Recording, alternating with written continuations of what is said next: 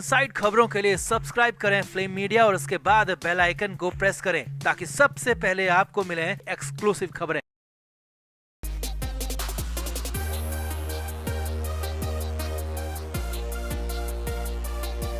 Shiv Sena UBT में बड़ी उठापटक की खबरें आ रही है। उद्धव ठाकरे ने अपनी पार्टी में बहुत बड़ा फेरबदल कर दिया है, जिसके बाद संजय राउत की जुबान मीडिया के सामने हमेशा के लिए बंद कर दी गई है। जी हां, उद्धव ठाकरे ने संजय राउत से चीफ स्पोक्स पर्सन यानी कि मुख्य प्रवक्ता का पद छीन लिया है और पार्टी के बड़े नेता को संजय राउत के इस पद पर बिठा दिया गया है, जिसके बाद तो पार्टी में बड़ी अफरा तफरी मची हुई है। यहाँ तक कि संजय राउत के इस्तीफे की खबरें भी सामने आ रही है। तो आपको भी पूरी खबर दिखाते हैं। आप भी वीडियो को शेयर करें और अपनी राय कमेंट बॉक्स में जरूर दें।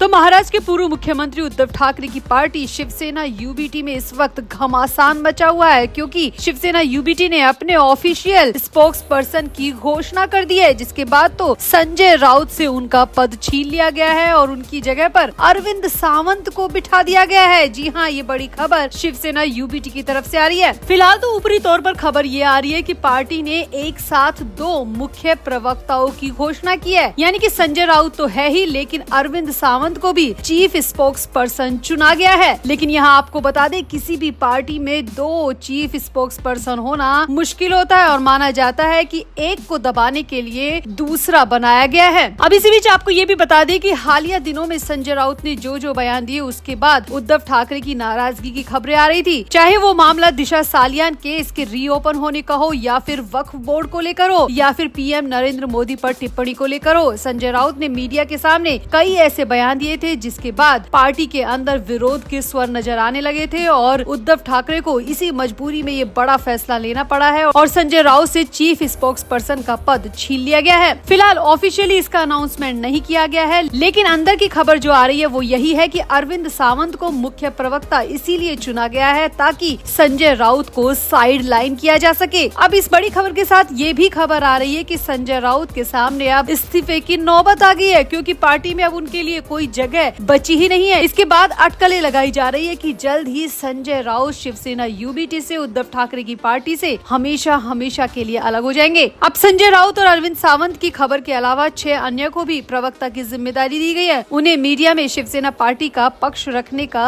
अधिकार दिया गया है। इसमें जो नाम सामने आ रहे हैं वो है अनिल परब का, प्रियंका चतुर्वेदी का, हर्षल प्रधान का, सुषमा अंधारे का। इसके अलावा आनंद दुबे और जयश्री शेलके को भी प्रवक्ता की जिम्मेदारी दी गई है। ये सभी 6 लोग पार्टी का पक्ष मीडिया के सामने रखेंगे, लेकिन मुख्य प्रवक्ता के तौर पर अरविंद सावंत को बड़ी जिम्मेदारी दी गई है और कहीं न कहीं अरविंद सावंत को बड़ी जिम्मेदारी मिलते ही संजय राउत पूरी तरह साइड लाइन नजर आ रहे हैं। यहाँ आपको बता दें, आज से पहले शिवसेना यूबीटी के राज्यसभा सांसद संजय राउत करीब हर रोज देश के अलग अलग मुद्दों पर प्रेस कॉन्फ्रेंस कर पार्टी का पक्ष रखते आए हैं। उनकी बयानबाजी हमेशा से सुर्खियों में बनी रही है। इसको लेकर बीजेपी के नेता भी लगातार तंज कसते रहे हैं और पार्टी की काफी बदनामी भी इसी वजह से हुई है, क्योंकि संजय राउत अपनी जुबान से कब क्या बोल जाए इसे लेकर हमेशा संशय बना रहता है। एक बार तो संजय राउत ने कंगना रनौत को गाली तक दे डाली थी, जिसके बाद भी काफी हंगामा हुआ था। हालांकि ये बात पुरानी हो चुकी है, लेकिन नए मामलों में बात की जाए तो हाल ही में संजय राउत ने पीएम मोदी पर कई तीखे हमले किए और उनकी लैंग्वेज बिल्कुल भी स्वीकार्य नहीं रही। इसके बाद बीजेपी ने लगातार संजय राउत की बहुत ज्यादा आलोचना की और इसी को देखते हुए अब उद्धव ठाकरे ने संजय राउत के साथ साथ अरविंद सावंत को चीफ स्पोक्स पर्सन बना दिया है और सीधे तौर पर संजय राउत को संदेश भिजवा दिया गया है कि अब वो मीडिया के सामने अपनी बयानबाजी से दूर ही रहे। अब अरविंद सावंत ही पार्टी का पक्ष मीडिया के सामने रखते नजर आएंगे। तो क्या वाकई में अब संजय राउत को पार्टी से इस्तीफा दे देना चाहिए, क्योंकि अब पार्टी में उनके लिए जगह बची ही नहीं है। अरविंद सावंत उनकी जगह पर आ चुके हैं। इसके अलावा 6 प्रवक्ता भी उनकी जगह के आसपास आ चुके हैं, यानी कि संजय राउत का अब शिवसेना यूबीटी से बोरिया बिस्तर उठने का वक्त आ चुका है। तो आपको क्या लगता है, संजय राउत अपने ही बड़बोलेपन का शिकार हुए हैं? आपका क्या कहना है उद्धव ठाकरे के इस बड़े फैसले पर? आप भी अपनी राय कमेंट बॉक्स में जरूर दें और वीडियो को भी शेयर करें।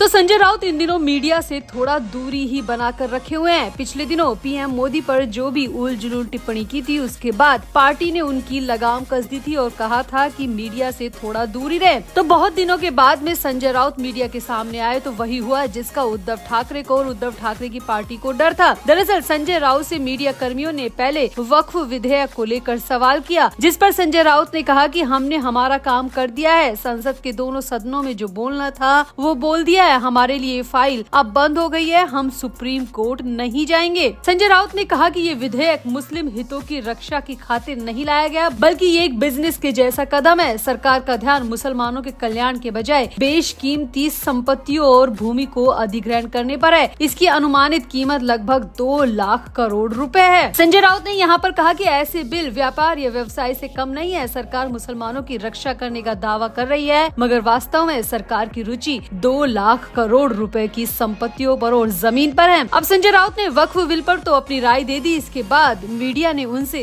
दिशा सालियान केस पर भी सवाल दाग दिया। अब संजय राउत सवाल सुनकर हड़बड़ा गए, क्योंकि उन्हें बिल्कुल भी अंदाजा नहीं था कि दिशा सालियान केस पर उनसे कुछ भी पूछा जाएगा। लेकिन मीडिया कर्मियों ने तुरंत वक्फ विधेयक के सवाल के बाद में दिशा सालियान का सवाल दाग दिया और संजय राउत ने जो बयान दिया उसके बाद तो ठाकरे एंड कंपनी में खलबली मची हुई है। दरअसल जैसे ही मीडिया कर्मियों ने पूछा कि दिशा सालियान केस रीओपन हो चुका है और उसमें आदित्य ठाकरे का नाम पहली बार साफ साफ लिया जा रहा है, तो इस पर आपका क्या कहना है? अब पहले तो संजय राउत ने कहा कि ये सब कुछ पिछले 5 साल से चलता आ रहा है, हम सुन कर थक चुके हैं, लेकिन अभी तक कोई भी कुछ भी साबित नहीं कर पाया। तो इसके बाद मीडिया कर्मियों ने कहा कि इस बार दिशा सालियान के पिता खुद केस को रीओपन कराने के लिए बॉम्बे हाई कोर्ट पहुँचे हैं और उनके वकील ने बहुत सारे सबूतों की बात भी कही है और समीर वानखेड़े भी अब सबूत देने के लिए सामने आने को तैयार है। तो इस पर संजय राउत ने कहा कि हाँ, सच तो बाहर आना ही चाहिए। 5 साल पहले क्या हुआ वो सब कुछ जानने का हक सभी को है, सच बाहर आना चाहिए। आदित्य ठाकरे पर बोलते हुए संजय राउत ने कहा कि अगर गलत किया है तो उसे सजा मिलनी चाहिए। यानी कि यहाँ पर संजय राउत ने साफ साफ कह दिया कि अगर आदित्य ठाकरे ने कुछ भी गलत किया है तो उन्हें सजा मिलनी चाहिए। यहाँ पर संजय राउत आदित्य ठाकरे के बचाव के मूड में बिल्कुल भी नहीं थे, बल्कि आदित्य ठाकरे को सजा दिलाने की बात कहते हुए नजर आए। अब संजय राउत ने किस मकसद से ये बात कही, ये थोड़ा समझ से परे है, क्योंकि संजय राउत ने मीडिया के सामने दिशा सालियान केस को लेकर कहा कि सच बाहर आना चाहिए और अगर आदित्य ने गलत किया है तो सजा मिलनी चाहिए। यहाँ पर राउत ने एक बार भी नहीं कहा कि आदित्य ठाकरे ने कुछ नहीं किया। आदित्य ठाकरे का नाम लेना निराधार है। यहाँ पर संजय राउत की बचाव की लैंग्वेज बिल्कुल भी नजर नहीं आई और संजय राउत सीधे तौर पर यही कहते दिखे कि गलत किया है तो सजा मिलनी चाहिए। अब संजय राउत ने ये बयान तो दे दिया, लेकिन सामने आया है कि इस बयान के बाद में उद्धव ठाकरे बुरी तरह नाराज है और उद्धव ठाकरे की पार्टी में संजय राउत को लेकर विरोधी स्वर भी नजर आ रहे हैं, क्योंकि कहा जा रहा है कि अगर पार्टी के नेता इस तरीके का बयान देंगे तो फिर दूसरी पार्टियों के नेता आरोप लगाने से क्यों बचेंगे। दूसरी पार्टियों के नेता तो खुलकर आरोप लगाएंगे ही। सामने आ रहा है कि उद्धव ठाकरे संजय राउत के इस बयान से बेहद खफा है और उनका कहना है कि मीडिया के सामने संजय राउत को आदित्य ठाकरे का बचाव करना चाहिए था और कहना चाहिए था कि आदित्य ठाकरे ने कुछ भी नहीं किया है। 5 साल से उनका नाम जबरन घसीटा जा रहा है और अब फिर से आदित्य ठाकरे का नाम सिर्फ गलत तरीके से घसीटा जा रहा है, जो कि गलत है। लेकिन संजय राउत ने यहाँ पर आदित्य ठाकरे को लेकर ये कहा कि गलत किया है तो सजा मिलनी चाहिए और इसी को लेकर अब उद्धव ठाकरे और उनकी पार्टी में विरोधी स्वर नजर आ रहे हैं और संजय राउत के खिलाफ विरोध की आवाज भी सामने आने लगी है। तो आपका क्या कहना है दिशा सालियान केस पर राउत की इस टिप्पणी के बाद में उद्धव ठाकरे क्या बड़ा फैसला लेंगे? क्या उद्धव ठाकरे संजय राउत पर मीडिया के लिए पूरी तरह लगाम लगा देंगे? क्या बैन लगा देंगे? क्या वाकई में अब फिर से राउत मीडिया के सामने नजर नहीं आएंगे? आपका क्या कहना है? आप भी अपनी राय कमेंट बॉक्स में जरूर दें और वीडियो को भी शेयर करें।